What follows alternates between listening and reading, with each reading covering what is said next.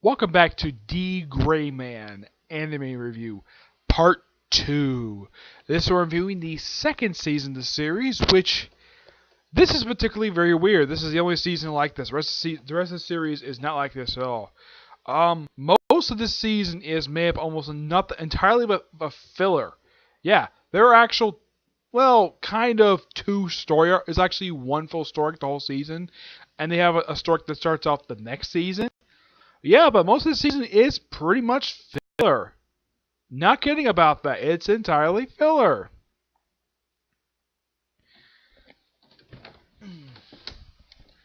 And I believe it's like one episode less than the previous season. It's actually a little bit less. Yeah. First, he started off with a bunch of episodes. Yeah, the first 9 episodes are pretty much filler. Yeah, these are not loosely connected filler like the second filler they have this season. These are just filler episodes to start up the season. hmm The first one is basically groups looking over all the generals, hmm and this one is just Alan telling about a story about his mentor, General Cross, about how apparently because he was in India, he said he got it on with the Maharaja's widow and all the ladies. Like as soon as he finished telling the story, this was so hilarious because apparently these ladies love a bad boy, so they all like like, ooh, you had a bad boy for a master. It's like they were so into his story, and also the fact also revealed in this episode, the references later on, about how when he was in India, he met a boy around his age who wanted to become a doctor, became good friends. He also became good friends with his sister who wanted to become a dancer. Later on, his sister died, and they got contact with the Millennium Earl, and of course he got turned into Kuma. He later had to kill his friend because he was killed by the Millennium Earl. One of like a few times he actually failed in the series, but yeah, apparently by the end of the episode, everybody just so really into General Cross. It's like, yeah, and here's the thing, Alan doesn't really care for his mouse that much because he's kind of afraid to look for it because he apparently it was nothing about his being a mentor. Oh no, because he had to keep basically paying off his master's debts because he keep getting into debt for like no reason.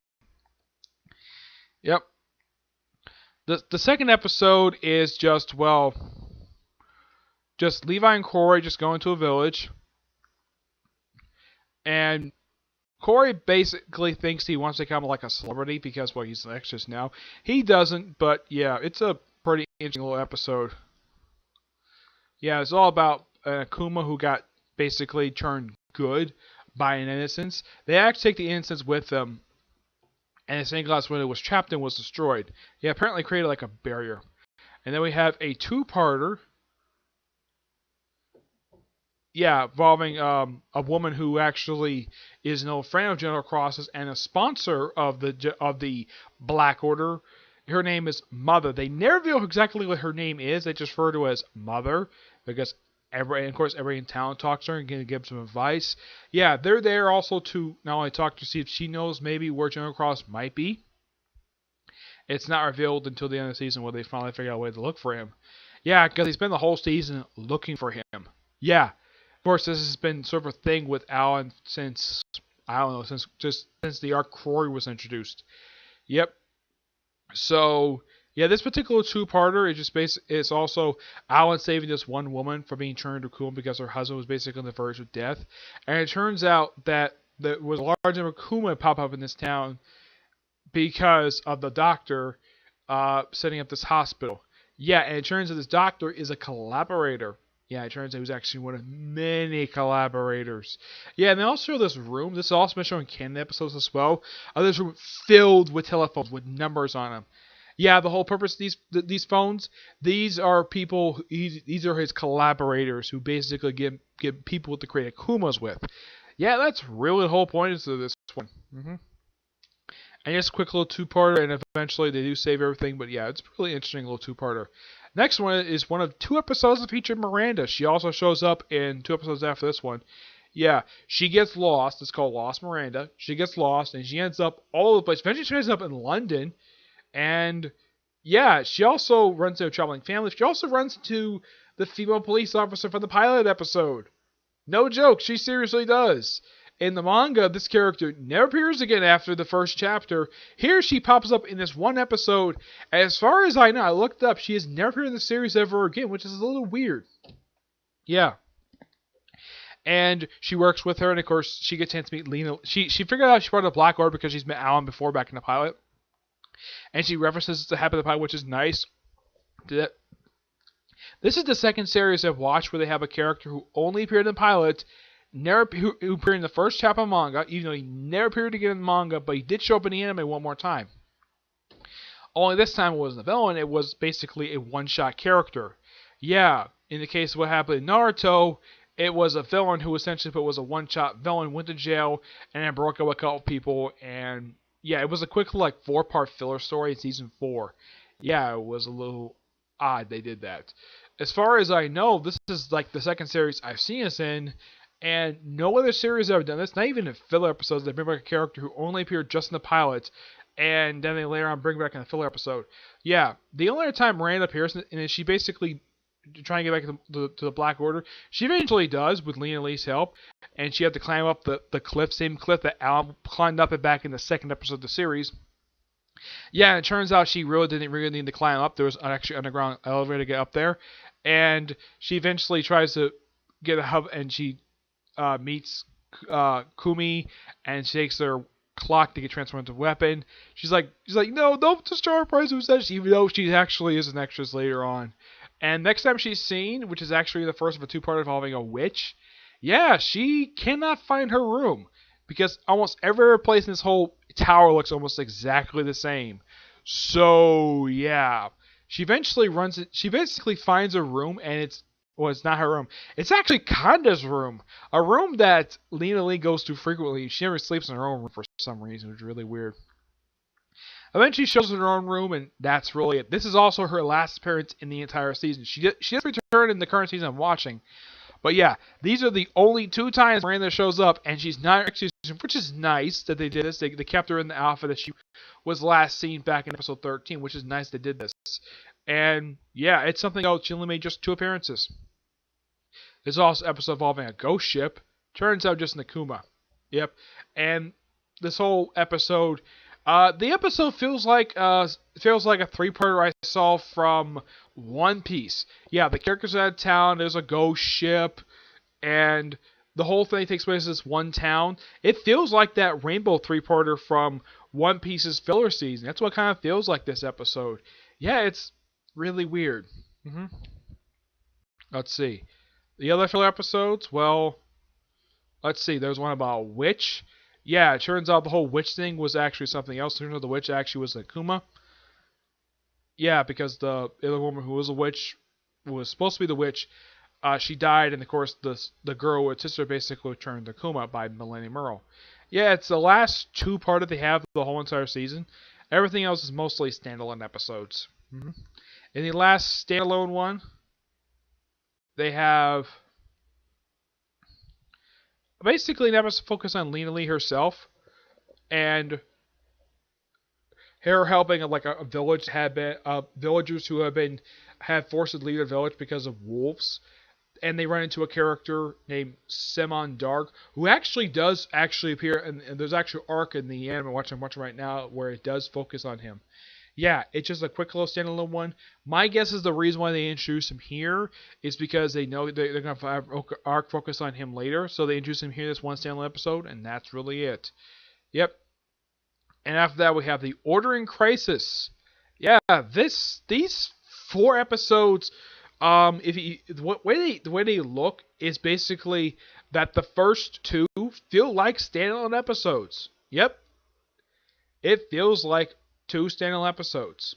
That's what it seems like to me. Well, basically the first one's a standalone, and then the last 3 episodes are pretty much just a quick little 3-parter. Also like a massive battle of this town, which They have this one actress who actually introduced at the start of this arc, and he gets killed by a Noah at the end of it. Got killed the same way as General Yeager. Yeah, and they later show this guy who actually killed him. He does come back at the end of the season. Yeah, this particular Noah. hmm Yeah, then pretty much after this particular three-parter, which have also involved the deaths of 6 exorcists and 142 finders. Yeah, almost 150 people died in this thing. Apparently, this was a humongous battle spread across the whole of Europe. Yeah, because of this large number of Kuma. And then the next 11 episodes, yes, 11, are basically a loosely connected set of episodes where this character named Lula Bell, who actually does appear much later on in the series. In the anime, before I looked up, she has returned for the final arc of season 4, but this is the arc that introduces her. Lula Bell is a shapeshifting cat, a woman who could transform into a cat, and she trying to find various ways to defeat these exorcists. Yeah, and mostly the first, I'd say that most of this arc is basically comprised of standalone episodes. Yeah, it's standalone episode. No, seriously, it's standalone episodes. Yeah, they have one. Let's see. They kind of basically hit this arc up via the end of the previous arc, would have revealed that Tim Campy can actually find Jonah Cross. No problem. Just ask Tim Campy to help find him. Like, okay, just go east, go to Asia. That's where they went. And this whole arc is simply just them just wandering around until they finally get to Asia. Like, they also get caught, they go like the Himalayas, they caught in a snowstorm. And this basically, like, up until episode 145, from 140 to 145, it's all standalone episodes. 146 up until like 150, it's a 5-parter. A filler 5-parter introduces a character named Mi Lung, who this character has an innocence, which basically is a crystal ball. She can foresee the future. She was actually quite interesting, and she only appeared in these episodes. She actually did return in canon episode-wise. Yeah, I was a little surprised to see her return. Mei Ling. Yeah, that's her name, Mei Ling. Yeah, a woman dresses in a Chinese dress because, well, they're in China, obviously. Yep. Eventually, the servant of Lula Bell gets killed at the end of this particular arc of this whole entire 11 episodes. After they try various ways they try separating them by having 2 different Kumas. One, of course, Lula Bell also decided to shapeshift. At one point, she shapeshifted to Lena Lee. The other one shapeshifted into Quaria for some reason. Yeah, that was really weird. Eventually, later on, they meet with Bookman, and of course, they all merge together, and they eventually get to the end of the season, which has them go to a particular area where they have to meet this sponsor, this person who supports the Black Order, and she agrees to take him to Edo. Yep. Yeah, basically, they're going to Japan. Yeah, the season ends with the start of a 7-parter. Even though the finale for season 2 is simply a prelude, yeah, they did this also apparently at the end of season 3 as well, where they have an episode that's a prelude to an arc of the next season. Though that one is actually belonging to this one. Trying to think, was anything else I missed? Not really, no. It was a pretty good season. It was weird to see that this whole season, with the exception of 5 episodes, like 20 of these 5 episodes, 25 episodes, well, 26 actually, most season was entirely filler. It's really weird, and it's the only season like this. Unlike last season, which had 5 episodes of filler, this one had a good 20 episodes. No, seriously, it was 20. I can't really think of anything else. No, not really. Most of the library is pretty much exactly what it's supposed to be. I kind of wish we had a little more Miranda this season, but we don't. No more Miranda, even after her 2-episode appearances. I mean, one I knew about, the other one I was very surprised she even appeared in this episode. Yep. I mean, a lot of this filler stuff does support stuff that happens in the canon, but it doesn't disrupt anything, and in the case of filler episodes this season, it doesn't introduce concepts that were introduced in the canon stuff. Not really, no. And I like Mei Ling as a character from her episodes. and I kind of wish they would have not. I kind of wish they would have kept her around as a supporting character, who's only pop up now and again. But nope, they had her innocence to get taken by Lula Bell and gets destroyed. Yeah, because Millennium Earl doesn't like innocence. And the whole thing with this season, it was basically looking for the heart of innocence.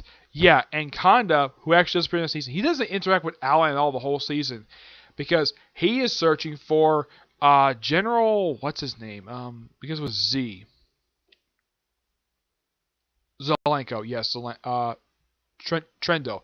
Yeah, the other generals don't really do anything this season at all. Cross is basically, that's Alan and Lena Lee's job to look for Cross. Eventually have Levi and Corey meet up with them. They put them in a random place. Meet up in, like, I think it was some village, and that's when they tell them about the whole thing, what happened with the 140 people who died at the Battle of what was the name of the town? I'm trying to think, what was the name of the town? It was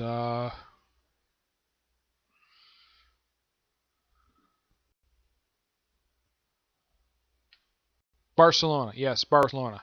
Yeah, this was a massive battle that cost like most of the founders. Heck, some of the founders basically, not founders, finders, were introduced prior to this, and these people that that Alan and Lee saved, and later on these people get killed. And like apparently the only Kaido, I gotta praise him for basically this genius idea.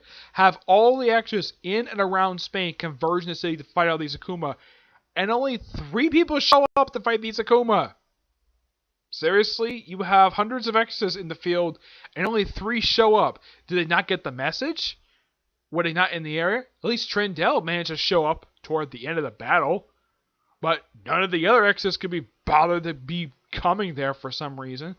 Yeah, if more extras are, they would have less people die. Though the way they have this one particular extra who uses his arc, his this bell reacts like a soccer ball. He dies the most bizarre way possible. His name is Daista. Yeah, he gets hung upside down, and then this butterfly apparently evaporates his organs. Well, one of his organs. And apparently General Jaeger died the same way. Yeah, that was weird. And then later on it's revealed that the exes all died the same way. Yeah, apparently a Noah, probably not the same Noah, though the same Noah also killed a few other exes at the end of the season.